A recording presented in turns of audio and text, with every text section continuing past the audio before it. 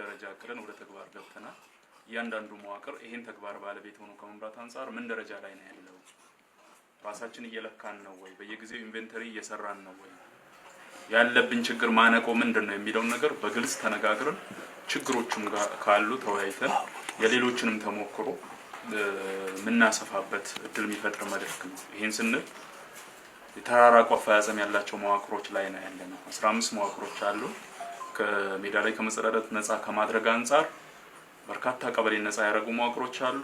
1 እና 2 ቀበሌ ነፃ ማድረግ የከበዳቸው መዋቅሮች እንዳሉ ታሳቢ ማድረግ መቻል ያስፈልጋልና በዋናነት አመራር ለዚህ ተግባር ትኩረት ሰጥቶ በመራው ልክ ውጤት እየመጣ እንደሆነ ይሄን ተግባር ውጤታማ ማድረግ ከተላላፊ በሽታዎች ጋር አጠቃላይ ያለውን ከመከላከል መሰረት ካደረገው ከጤና ፖሊሲ ጋር አስተሳስረን መሄድ መቻል አለብን ማለት ነው።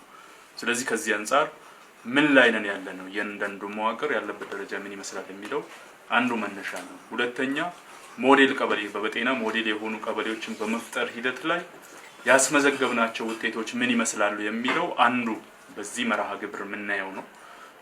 ምን ደረጃ ላይ ነን ያለነው ካቀድነው አንፃር በአመቱ መነሻ ላይ ምን ያህል ቀበሌ ነው ሞዴል እናረጋለን ብለን ተነስተን የነበረው አሁን ላይ ሆነን የአመቱ መጨረሻ ላይ ያለነው ምን ያህል ቀበሌዎችን በጤና ሞዴል አድርገን አስመርቀናል የሚለው አንዱ መለኪያችን ነው። ባይዘውኛም አመታዊ አፈጻጸም ስናወጣ አንዱ መነሻችን ይሄ ነው።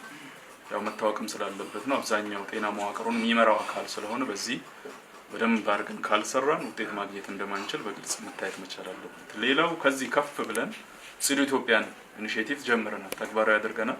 በፓይለትነት ምዕራብ አዘርነት ተጀምሯል።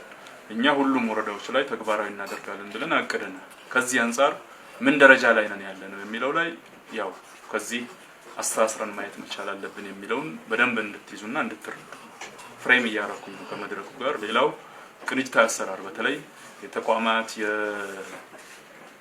የምግብ ቤቶች ስታንዳርድ አሁን ላይ ከጤና መዋቅር ጀምሮ ማህበረሰቡ እንደ ሞዴልነት ሊጠቀማቸው የሚችሉ መጸዳጃ ቤቶች አሉ። ጤና ኬላዎች ላይ፣ ጤና ጣቢያዎች ላይ፣ ሆስፒታሎች ላይ የቁጥጥር ሂደቱ ምን ይመስላል? የመንግስት መስሪያ ቤቶች ላይ ያሉ መጸዳጃ ቤቶች እንዴት ነው ባለቤት አላቸው ወይ? የምንቆጣጠርበት አግባብ ምን ይመስላል? በተለይ ሬጉላቶሪ ከበሽታ መከላከል ጋር ኢንተግሬት ሆኖ ከመስራት አንፃር ከዚህ መድረክ አስተሳስረን የጠራናችሁ በዋናነት ከዚህ ጋር ማየት ስላለብን ነውና አሁን ላይ በጣም አሳፋሪ ነው። ማህበረሰቡን የሚመጥን አይደለም፣ ጊዜውን የሚመጥን አይደለም። ከፍ ብለን ጽዱ ኢትዮጵያን መፍጠር ኢኒሼቲቭን ተግባራዊ ማድረግ አለብን ብለን እያልን በተለይ መንግስት መስሪያ ቤቶች ላይ ያለው የመጸዳጃ ቤት አጠቃቀም በጣም መሰረታዊ ችግር ያለበት ነው። መጨረሻ ላይ እናየዋለን ምን ደረጃ ላይ ነን ያለነው የሚለው ነገር። ይሄን ማን ነው የሚቆጣጠረው? ባለቤት ሆነን እየሰራን ነው የሚለው አስተሳስረን ማየት ከዚህ ጋር ያለንበትን መዋቅር ያለንበትን ወረዳ የሴክተር መስሪያ ቤቶች መጸዳጃ ቤቶች ምን ይመስላሉ የሚለው ነገር በደንብ አስተሳስረን ማየት መቃኘት አስፈላጊ ነው። ችግሮች ካሉ ተነጋግረን አቅጣጫ አስቀምጠን ባስቀመጥነው አቅጣጫ መሰረት ከተረባረብን በአጭር ጊዜ መፍታት የምንችልበትን እድል እንፈጥራለን። ከዛ ባለፈ አንዱ ጤና ነክ ተቋማት አካባቢ ያለው የቁጥጥር ሂደት ምን ይመስላል? ምግብ ቤቶች እውነት አሁን ላይ ከስታንዳርዱ ጋር አስተሳስረን እየለካናቸው ነው ወይ?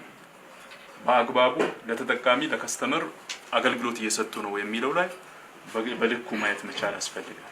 አንዳንድ ቦታዎች ላይ በጣም አሳፋሪ ነው። ወደ ውስጥ ስንገባ የሚያዘጋጁበት ምግብ የሚያዘጋጁበት ቤት፣ መጸዳጃ ቤት፣ እጅ መታጠቢያ አካባቢ ያለው ነገር በጣም አሳፋሪ ነው። ይብዛሚነስም ሁሉም የትኛውም አካል መጥቶ ምግብ ቤትን ሳይገባ አይቀርም። ገብቶ ይታጠባል። አንዳንዴ በሽታ ይዞ የሚወጣበትን እድል እየተፈጠረ ነው እኛ ቁጥጥር ባለማድረጋችን። ስለዚህ የቁጥጥር ዘርፉን ከማጠናከር አንፃር ከምንም ነፃ ሆነን ቁጥጥር አድርገን ስታንዳርድ ከማስጠበቅ አንፃር በዚህ መሰረታዊ ችግር ያለበት እንደሆነ እንደ ዞን ተገምግሟል። ይሄን ማረም የምንችልበትን እድል የሚፈጥር መድረክ እንደሚሆን ተስፋ አደርጋለሁ። በዋናነት አጠቃላይ ከሃይጂንና ሳኒቴሽን ከስታንዳርድ ከቁጥጥር ስራችን ጋር አስተሳስረን የዛሬውን መድረክ ተግባብተን የምንሄድበትና ሰነዶች ተዘጋጅተዋል። በሰነዶች የታዩ ፕራክቲካሊ አሁን የሬጉላቶሪ በሽታ መከላከል ላይ የሚቀርቡ እንትኖች አይታችሁ ከሆነ ቀጥታ በኢንቨንተሪ ሊሆን ይችላል፣ በመስክ ምልከታ ሊሆን ይችላል። በተጨባጭ ተገብቶ የታዩ ነገሮች ላይቭ ነው የሚመጡት። ስለዚህ እያንዳንዱ መዋቅር ያለበት ደረጃ ምን ይመስላል የሚለውን ሊያሳይ በሚችል መልኩ ሰነዱ ይቀርብልናል።